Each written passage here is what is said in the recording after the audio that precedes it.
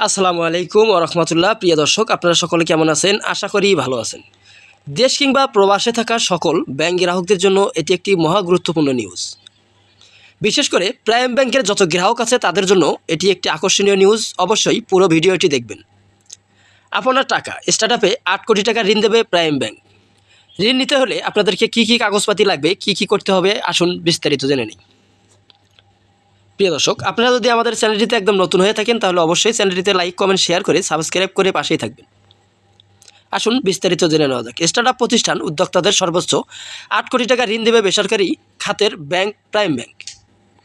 এই ঋণ সুপরিশোধের জন্য সর্বোচ্চ 5 বছর সময় পাওয়া যাবে। 8 কোটি টাকা ঋণ নেওয়ার ক্ষেত্রে জামানত লাগবে 1 কোটি টাকা পর্যন্ত ঋণ পাওয়া যাবে কোনো ধরনের জামানত ছাড়া।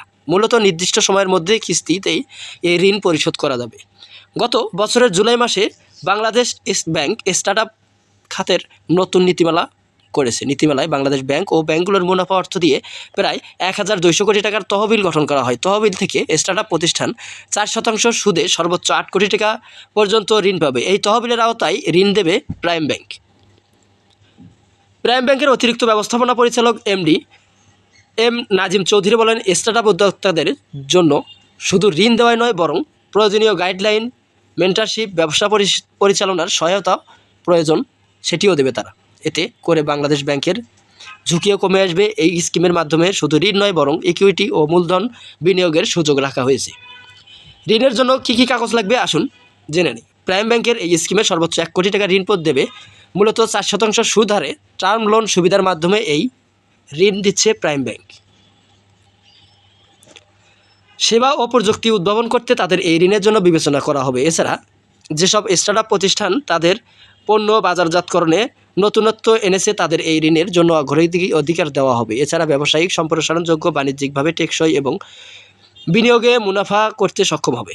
এছাড়া কর্মসংস্থান সৃষ্টি, দেশের অভ্যন্তরীণ সম্পদ বাড়াতে ভূমিকা রাখে এমন সম্পূর্ণ নতুন এবং সৃজনশীল প্রকল্পে অগ্রাধিকার দেওয়া হবে। আবেদনকারীর বয়স 21 থেকে 45 বছরের মধ্যে হতে হবে। উদ্যোক্তাদের অবশ্যই বাংলাদেশি নাগরিক হতে হবে। যেসব কাগজপত্র প্রয়োজন হবে, এই ঋণ পেতে হলে স্টার্টআপ প্রতিষ্ঠানকে বৈধ ট্রেড লাইসেন্স নিবন্ধন প্রয়োজন হবে। এছাড়া ব্যবসা প্রতিষ্ঠানের জন্য প্রয়োজনীয় বিশেষ লাইসেন্স, ড্রাগ লাইসেন্স, পরিবেশগত ছাড়পত্র জমা দিতে হবে। কোম্পানির ক্ষেত্রে মেমোরেন্ডাম, আর্টিকেলস অফ অ্যাসোসিয়েশন সনদ লাগবে। তবে অংশীদারি প্রতিষ্ঠানের ক্ষেত্রে ঋণ নিতে যৌথ মূলধন কোম্পানি ফার্মগুলোর নিবন্ধনের পরিদপ্তর নিবন্ধিত চুক্তিপত্র প্রয়োজন হবে। অবশ্যই এর সাথে উদ্যোক্তা অংশীদার গ্যারান্টারদের জাতীয় পরিচয়পত্র বা পাসপোর্ট সাইজের ছবি জমা দিতে হবে।